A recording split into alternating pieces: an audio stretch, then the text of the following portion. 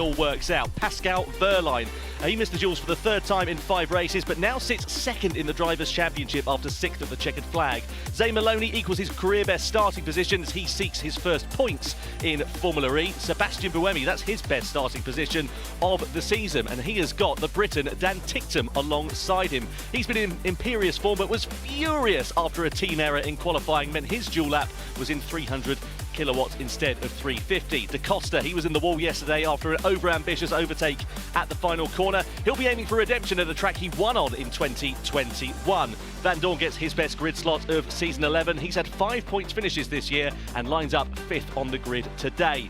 The second row of the grid is occupied by the 2 DS Penske's. Both drivers were off track in the dual semi-finals and had their lap times cancelled. Gunther, though, starts third. That's his best grid position in Monaco. The upshot is Nick de Vries inherited second on the grid after the DS blunder, and he took his first podium since 2022 yesterday. Can he go one better than that here this afternoon?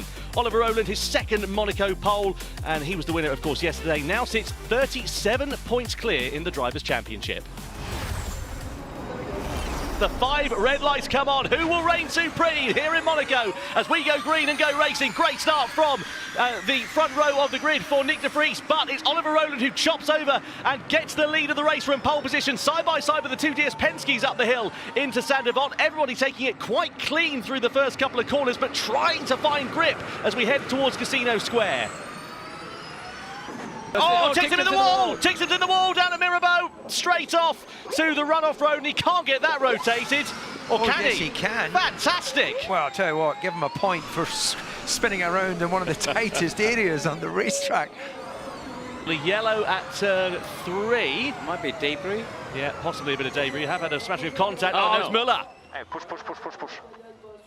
So Nico Müller is in some strife, and that, if it can't be recovered quickly, which I don't think it will be there, is going to be a safety car. Da Costa looking to the outside of Buemi, who was trying to attack on Gunther. This is going to turn for the inside line here for Da Costa. Nothing Buemi can do. Contact between them. Oh, Buemi trying to firm it around the outside. Can he hold that? I don't think so, because Da Costa's not going to disappear, but he can, and does so. Brilliant driving between 2 of the most experienced racers in FormulaE. Into attack mode then goes Oliver Rowland. Where does he emerge? It's in front of Sebastian Buemi. He only lost 1. That's very, very good news for him. And now you would imagine that Nick de Vries is going to be a bit of a sitting duck. So let's see how quickly Rowland can dispatch of Nick de Vries through into the tunnel, and look at how much traction and how much extra speed Rowland has got over de Vries. De Vries is going to try and defend it down in towards the Nivelle chicane. Side by side, Rowland going to get it stopped. No, takes the escape road, runs on down at the Nivelle chicane. De Vries is going to come back through and into second, and Rowland's going to do it all over again. He just pushed me on the curve completely.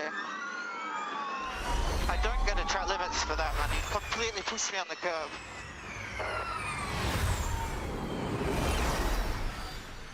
He's got him at the end of this lap then, so Adam Anthony knows better traction and more power for Oliver Rowland. No match then for him, and now what he needs to do is cycle ahead of Verne as quickly as he possibly can.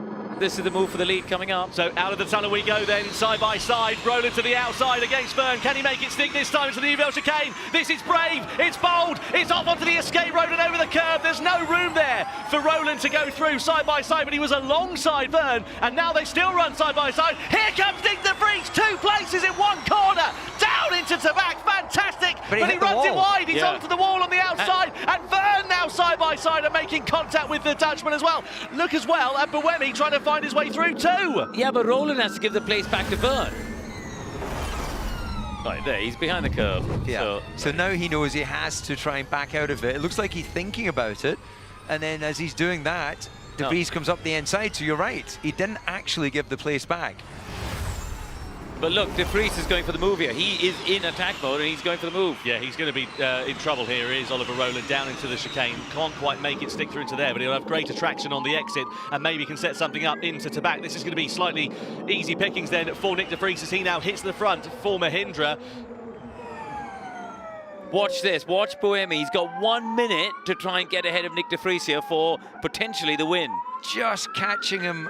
Is it a bit too late, or can he get it done here on the start finish? Yes, he can. Yeah, pulls alongside. No, he can't. Oh, Nick de Vries defending that position with every ounce of talent and experience that he's got into the first corner. And Buemi with great attraction on the exit of the turn, and now he goes through and into the lead. Sebastian Buemi leads the Monaco E-Prix for Envision.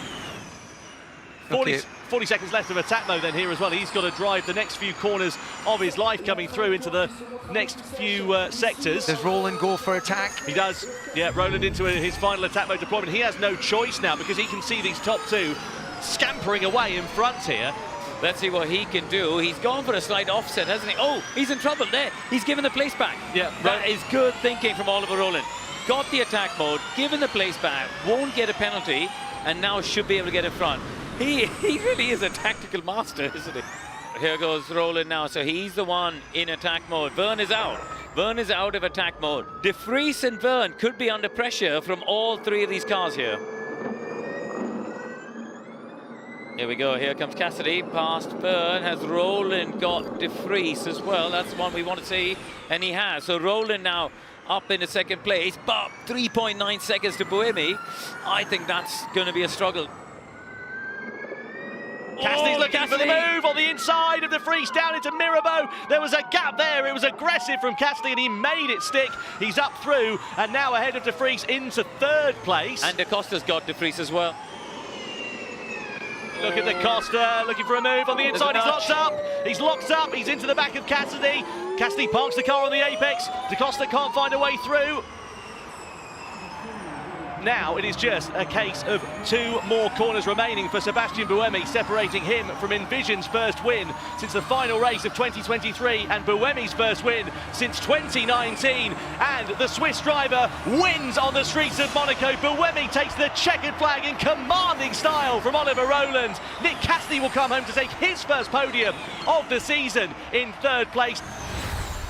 Sebastian Buemi is the winner here in Monaco. Oliver Roland in second and Nick Cassidy his first visit to the podium in third position. Ahead of Antonio Felix da Costa, I think Nick de Vries will be a bit disappointed with fifth after his performances in that race, and Diaz Penske will also be a little bit miffed as well. Showdown Vern in sixth position ahead of Verline and then Maximilian Gunther in the second DS. Dennis and Stoffel van Dorn complete the points finishers in 9th and 10th place. I thought I would never win again, at some point, so you need a bit of luck, you need the right timing, you need the right car, the good team, and today everything just clipped together. So I'm so happy. I'm actually speechless because it's been a long time. It is Oliver Roland who now extends his advantage in the Drivers' Championship over Antonio Felix da Costa. 115 points to da Costa's 67. Verline now down to third position, courtesy of his lower points tally than his teammate here this afternoon. Taylor Barnard still clinging on there in fourth place. Princess Charlene of Monaco awarding the winner's trophy to Sebastian Buemi. Fantastic job from Sebastian. A record-breaking 14th career victory for Sebastian Buemi on the streets of Monte Carlo as the champagne shower now begins and the celebrations will go on long into the night.